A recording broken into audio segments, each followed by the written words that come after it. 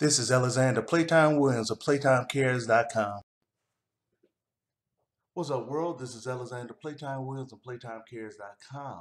Bringing you my Smackdown recap. This one took place June 4th, 2015.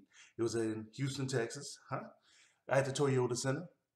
Regular commentators, you had the Hall of Famer Jerry the King Lawler, Tom Phillips, Byron Saxton. They start off the show with the Elimination Chamber heavyweight title recap, where Seth Rollins actually cheated, so he was able to maintain being a heavyweight champion. He lost the match, but kept his belt. But of course, Seth Rollins stole the belt. So he said he won the match, so it's his title. Well, Seth Rollins came out to the ring, and the crowd started chanting, "Where's your title?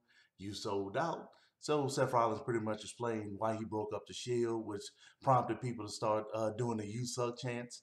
And then Dean Ambrose appeared on the Jumbotron with the title over his shoulder, and pretty much said since he the champ, he gonna keep the title, but at the Money in the Bank pay-per-view, he's gonna prove that he's the champion. He's just gonna go ahead and keep the belt.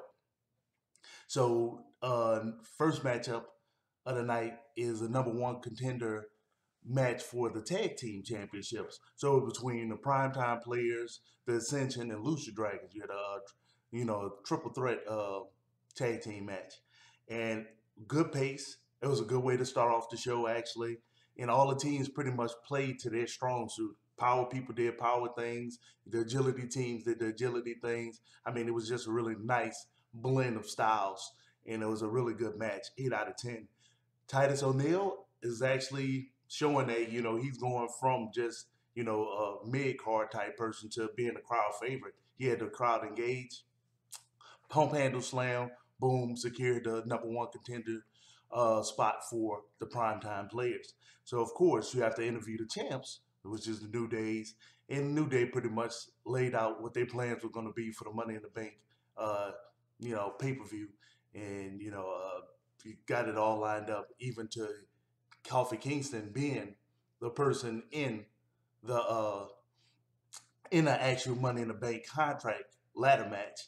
They even had that plan laid out. And surprisingly, Kane came out and was like, "Look, fellas, let me interrupt this. Coffee, you got a match against Neville." And they was like, "Kane, what's up?" Because, of course, Kane asked him for help, a couple episodes back. So they were trying to figure that out. Hey, whatever. So you had Intercontinental title championship, the Intercontinental title match from Elimination Chamber. They showed that, they recapped that. So you knew you had an Intercontinental championship match coming up. Of course, the person that won it at the pay-per-view was Ryder, and he had a match versus Stardust. Already knew that they were just trying to fill time at that point. That wasn't a close match. It was a decent match. It was 7 out of 10. But size difference too much. Ryder had an easy win. So then you had a Raw recap of what Nikki Bella did to Paige, where they used the twin magic for Nikki Bella to maintain her championship. So, of course, you're interviewing Paige at this point. Paige pretty much said that the Bella twins are holding the Divas division back. Well, that is what she said. There ain't no kind of. She pretty much said that. So, next promo was Eric Rollins and Luke Harper saying that, hey, people haven't accepted them and yada, yada, yada. They cut a promo pretty much saying, hey, we're coming for somebody, just like Bray always does. They didn't make it known who they were referring to. Hopefully, whoever wins the tag team titles, boom, they get in the mix, because that would be a good tag team. That would make the tag team division a lot stronger. And let's see what else came up. I like that they said that they're going to make somebody pay back for their sins. That's a pretty cool one.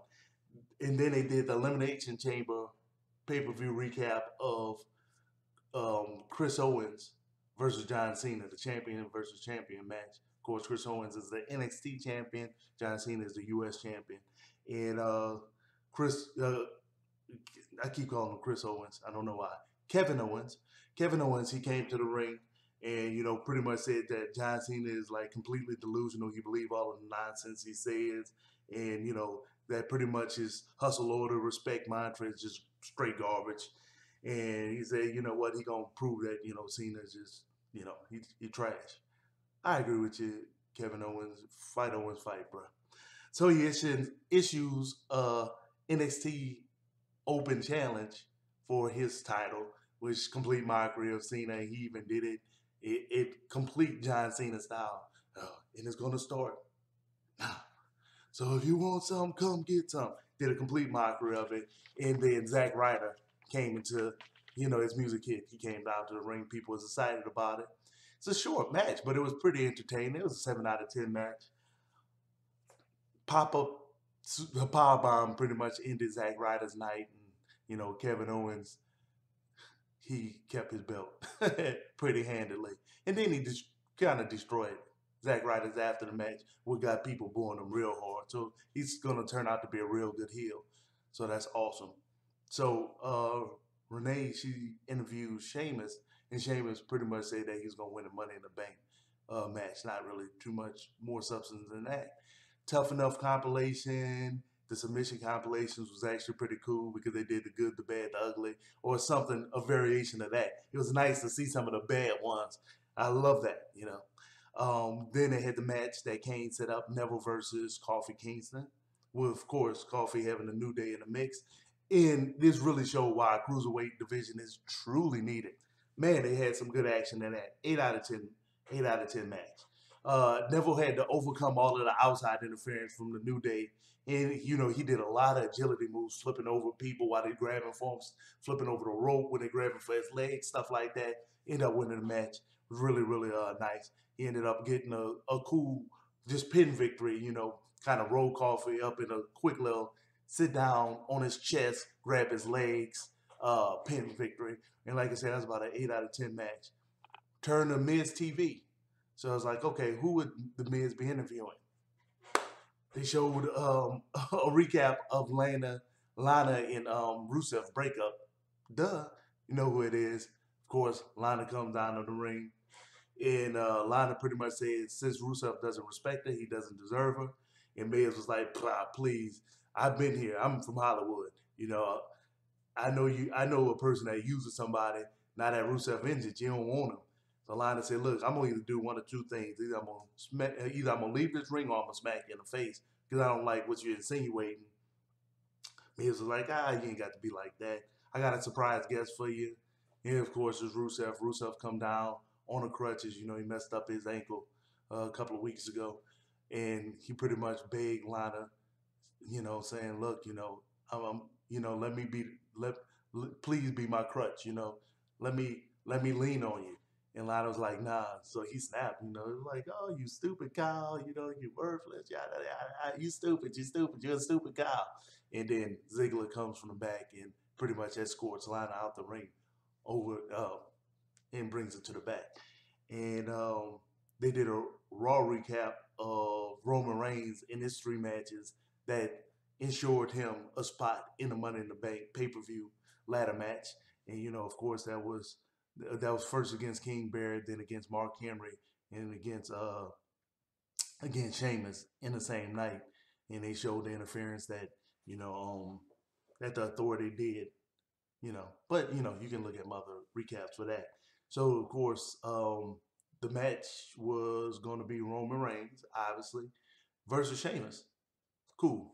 Oh, did I say Sheamus on the last thing? He fought Bray Wyatt as the 3rd match last on Raw.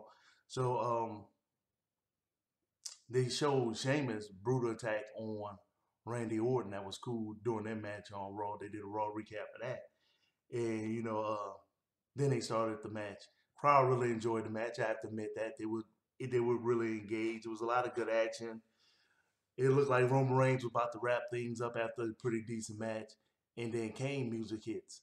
It wasn't the Authority music. It was Kane music. It was interesting. I'm like, okay, Kane been popping up a lot. So Kane and J&J Security comes down to the ring.